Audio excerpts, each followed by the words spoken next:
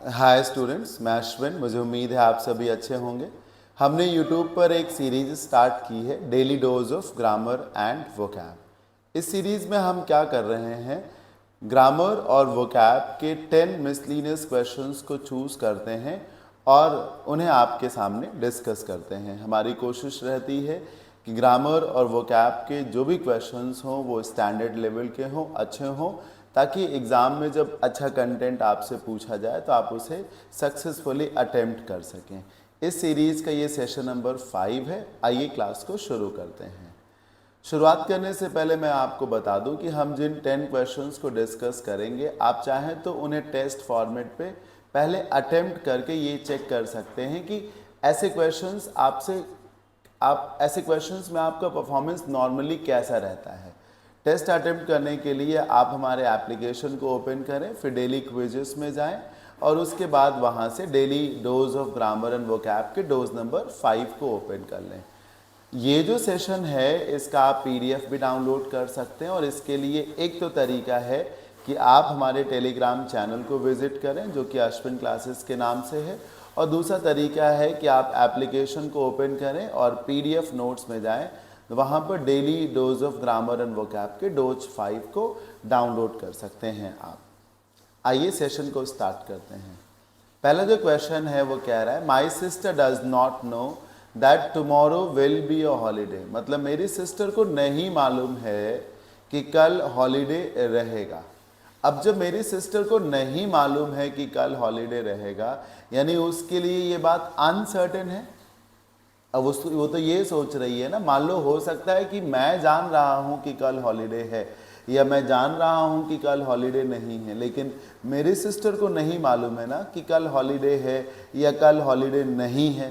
तो जब आपको ना मालूम हो, जब आप अनसर्टेन हो, बीच में हो दो ऑप्शंस के, तो इसके लिए कनेक्टर दैट का यूज़ नहीं करते हैं सर। इसके लिए हम कनेक्टर इफ़ का इस्तेमाल करते हैं ज़्यादातर और कई बार वेदर भी लगाते हैं। वेदर को यूज़ करने के लिए ज़रूरी है कि आगे और नॉट भी लगा हुआ हो, ऐसे लिखा हो, whether tomorrow is a holiday और नॉट।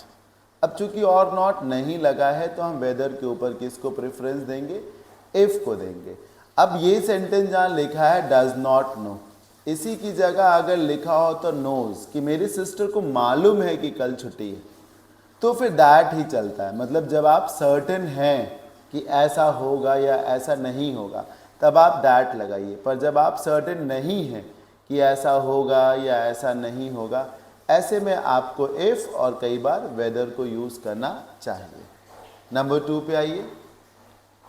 नंबर 2 पे लिखा हुआ है suspension of dissent, suppression of dissent, prevention of dissent और प्रोहिबिशन ऑफ डिसेंट और free speech poses a grave danger. Danger मतलब खतरा, ग्रेव मतलब बड़ा, सीरियस जिसको कह सकते हैं। और पोज करने का मतलब होता है जैसे चैलेंजेस को पोज करना, डेंजर को पोज करना, मतलब वो समस्याएं लेकर आना, लादना फॉर सोशल डेवलपमेंट। मतलब जो सामाजिक विकास है उसमें एक बड़ा खतरा पैदा होता है, किसकी वजह से, फ्री स्पीच को या फिर डिसेंट। डिसेंट का मतलब होता है असहमति और फ्री स्पीच का मतलब है कि आप खुल के कुछ कह सकते हो।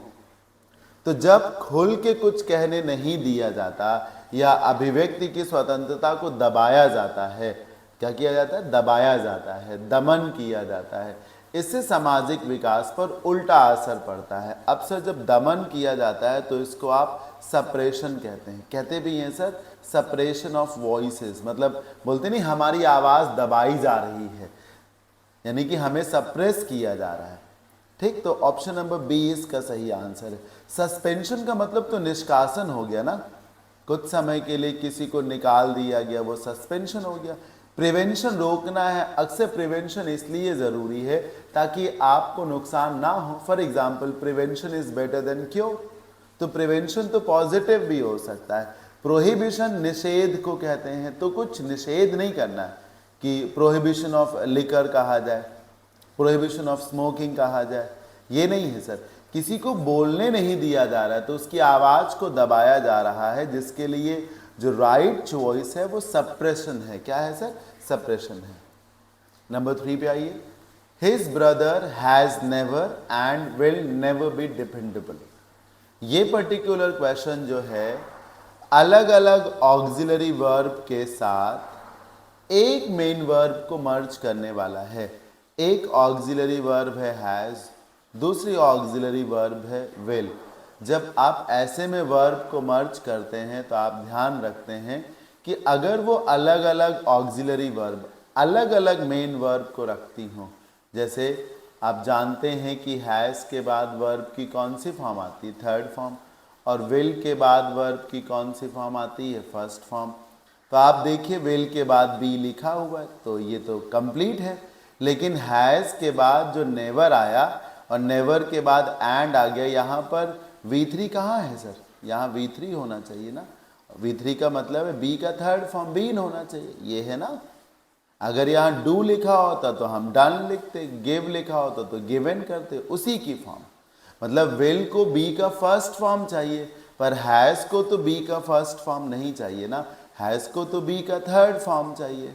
तो जब आप अलग अलग फॉर्म्स वाली वर्ब को मर्ज कर रहे हो तो ध्यान रखें कि उनकी डिफरेंट फॉर्म्स को लिखना ज़रूरी है। ये देखते हुए ऑप्शन नंबर बी इसका सही आंसर हो जाएगा, has never been and will never be dependable. मतलब उसका भाई कभी भी विश्वास करने लायक नहीं रहा है और कभी भी ना ही रहेगा। Number 4, he was utterly. Utterly मतलब होता है कंप्लीटली, पूरी तरीके से जिसको कह सकते हैं। At the end of the day मतलब दिन के अंत आते आते, दिन के समाप्त होते होते, दिन का समाप्त होते होते क्या होगा सर? व्यक्ति बहुत ज़्यादा थक चुका होगा। मान लो कोई व्यक्ति सुबह से काम कर रहा हो, सुबह से भाग दौड़ में लगा हुआ हो, तो शाम आते आते या दिन जब तक समाप्त होगा तब तक वो बहुत ज़्यादा थक चुका होगा। जब आप बहुत ज़्यादा थक चुके होते हैं तो उसको वॉर्न आउट बोलते हैं, जिसे आप टायर्ड कह सकते हैं, जिसे आप एग्जॉस्टेड भी कह सकते हैं। अगर आप बहुत ज़्यादा थके हैं तो आप टायर्ड बोलिए, एग्जॉस्टेड बोलिए, ये सारे शब्द हैं और फ्रेजल वर्ब के रूप में वॉर्न आउट बोलते हैं। इसका जो बेसिक वर्जन है वो वेयर आउट है, राइट, लेकिन इसे हमेशा थर्ड फॉर्म में यूज़ करते हैं, इसीलिए ये वॉर्न आउट हो जाता है। और वॉर्न आउट के पहले बी या बी की कोई भी फॉर्म, जैसे यहाँ पर वॉज लगा हुआ है, बी की फॉर्म्स में एजएमआर भी आता है, वॉज वर्ब भी आता है, तो वॉर्न आउट लगाएंगे। एक बात और सुन लीजिए कि ये जो वॉर्न आउट फ्रेज है इसका संबंध एक तो बहुत अधिक थकने के लिए होता है, और जो फटे पुराने कपड़े होते हैं ना उनको भी हम वॉर्न आउट क्लोथ्स बोलते हैं, क्योंकि जो वॉर्न है वो वेयर से बना है। वेयर का सेकेंड फॉर्म वोर है, थर्ड फॉर्म वोन है। वेयर मतलब पहनना, तो ऐसे कपड़े जिनको बहुत ज़्यादा पहना गया है, जिसकी वजह से वो एक प्रकार से फट चुके हैं, पुराने हो चुके हैं, जिनके धागे रेशे बाहर आ गए हैं, ऐसे को थ्रेड बेयर भी कहा जाता है।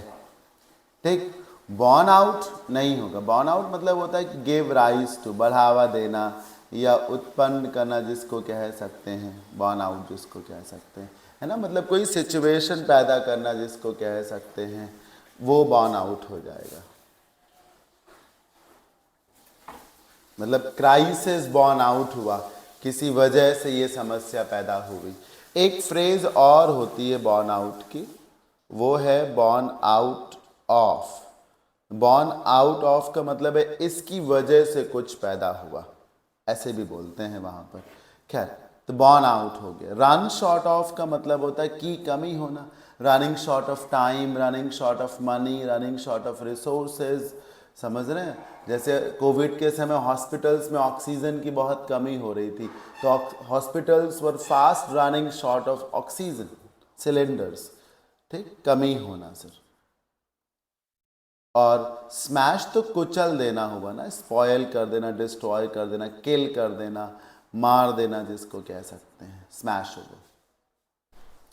सब पिछले में ये याद रखिएगा, वॉर्न आउट एक बहुत पॉपुलर फ्रेज है। जब आप बहुत ज़्यादा थक गए हो तो you feel like worn out.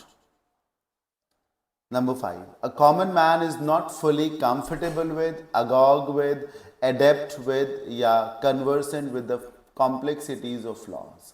ये जो लॉज की कॉम्प्लेक्सिटीज़ होती, मतलब कानूनों की जो समस्याएं होती कि बहुत पेचीदे होते हैं कानून, एक धारा के अंदर 10 धाराएं होती हैं, सब क्लॉजेस बहुत ज़्यादा होती हैं, तो एक आम आदमी को ये सब क्लॉजेस जो हैं, ये जो कॉम्प्लेक्सिटीज़ ऑफ लॉज हैं, ये समझ में नहीं आती। तो जब आम आदमी को ये सब समझ में नहीं आती, यानी कि आम आदमी कन्वर्सेंट नहीं है। कन्वर्सेंट होने का मतलब होता है नोन होना, अवेयर होना, है ना, स्किल्ड होना, माहिर होना, आपको सब मालूम है एक तरीके से।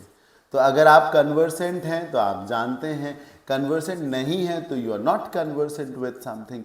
और कन्वर्सेंट के साथ विद लगाया जाता है, ये ज़रूरी है, ठीक। हाँ, कंफर्टेबल के साथ भी विद होता है, लेकिन कंफर्टेबल विद तो सहज महसूस करना है, वो तो किसी माहौल के लिए हो सकता है कि आप किसी माहौल में सहज महसूस ना करें, उसकी यहाँ क्या ज़रूरी। यहाँ तो जानकारी की बात हो रही ना कि एक आम व्यक्ति को कानून के दांव पेच नहीं मालूम होते या उसकी जानकारी नहीं होती, तो वो कन्वर्सेंट नहीं होता है। एडेप्ट के साथ एट और इन लगता है। एडेप्ट, एट और इन का मतलब होता है एक्सपर्ट होना, काबिल होना जिसको कहा जाता है। तो प्रेपोजिशन का भी तो मामला फंस रहा है। अगॉग विद होता है, लेकिन अक्सर ज़रूरत नहीं पड़ती, अक्सर सिर्फ ऑल एगॉग ही लिखा रहता है। ऑल एगॉग होने का मतलब होता है जब आप पे कोई खुमारी हावी हो, आप एक तरीके से ऑब्सेस्ड हो, आपको दिन रात एक ही जैसे ख्याल आते हो। और ऑल एगॉग होने का मतलब होता है आप बहुत ज़्यादा पैशनेट हो और आप मतलब वॉलंटियर टाइप के हो, समझ रहे हैं आप, कट्टर भी थोड़ा बहुत हो चुके हो, और आप 24 घंटे, जैसे आप समझो किसी की नई नई शादी फिक्स हो जाए, अब वो 24 घंटे जो है वो फ़ोन पे बतियाया करे अपने अपने पार्टनर से, या दिन भर उसी के ख्याल बुनता रहे या बुनती रहे, तो इसको कहते हैं टू बी ऑल अगॉग। क्या कहते हैं सर? ऑल अगॉग। यहाँ जानकारी होने से इसलिए कन्वर्सेंट हो जाएगा। We are grateful deeply to the judicial system of India. हम मतलब बहुत ज़्यादा आभारी हैं जो भारत का जुडिशल सिस्टम है उसका। ध्यान से देखिएगा सर, ग्रेटफुल एक एडजेक्टिव है, डीपली एक एडवर्ब है। जो ऑर्डर है वो ये है कि एडजेक्टिव के पहले एडवर्ब लगता है सर। और क्या, हम ना सब वेरी गुड बोलते हैं, गुड एडजेक्टिव है, वेरी एडवर्ब है, तो हम क्या गुड वेरी बोलते हैं क्या? गुड वेरी तो हम बोलते नहीं, वेरी गुड बोलते हैं। तो ग्रेटफुल डीपली की जगह डीपली ग्रेटफुल होना चाहिए। सुन रहे हैं ना? ताकि डीपली ग्रेटफुल मतलब पहले एडजेक्टिव हो जाए, ग्रेटफुल एडजेक्टिव हो गया, उसके पहले एडवर्ब लगा लो deeply. So we are deeply grateful, ये तरीका सही होगा। नंबर 7 बहुत ही शानदार सेंटेंस है।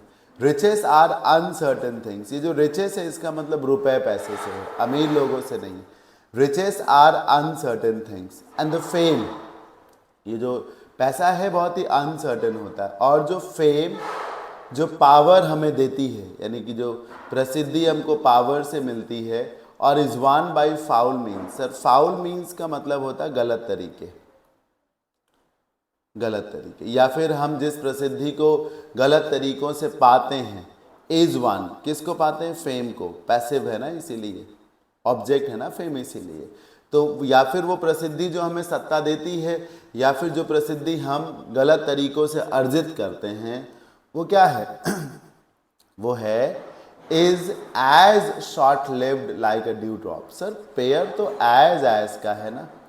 हाँ, आप एज गुड एज बोलते हो, आप एज गुड एज बोलते हो, या फिर आप जो है एज गुड लाइक बोलते हो। एज गुड एज बोलते हो ना, तो लाइक को बदल करके आप क्या कर दीजिए? एज कर दीजिए। उतना जितना बोला जा रहा है, एज बिग एज, उतना जितना। Number 8 it is time to water the plants. ये एक्टिव पैसिव का सेंटेंस है, मुझे अच्छा लगा तो मैंने रख लिया। ऐसे सेंटेंसेस बहुत बार बच्चे नहीं बना पाते हैं। It is time to water the plants का जब आप पैसिव बनाएंगे तो इट इज़ टाइम को ऐसे ही रखेंगे, और वाटर द प्लांट्स का पैसिव बनेगा। वाटर यहाँ वर्ब है और प्लांट्स ऑब्जेक्ट है। तो नियम के मुताबिक जब किसी वर्ब को आप पैसिव वॉइस में लेके जाते हैं तो ये इंश्योर करते हैं कि उसका ऑब्जेक्ट उसके पहले आ जाए। तो यहाँ तो ऑब्जेक्ट बाद में है, तो पैसिव जब बनाएंगे तो प्लांट्स को वाटर से पहले ले आएंगे। ये देखिए प्लांट्स किया, फिर वाटर लिखा, और टू वाटर में 2 + V1 का रूल आएगा। 2 + V1 को जब आप पैसिव में ले जाते हैं तो ये 2 + B + V3 हो जाता है। तो it is time for the plants to be watered हो जाएगा। It is time for the plants to be watered हो जाएगा। पहले आपको ना नाउन लिखना है, फिर मतलब ऑब्जेक्ट लिखना है, फिर वर्ब को पैसिव में करना है। नंबर 9 पे आइए। He said to his father, shall I go to market now? Interrogative sentence है। उसने अपने पिताजी से कहा, क्या मैं अब बाजार जाऊं? Shall I go to market now?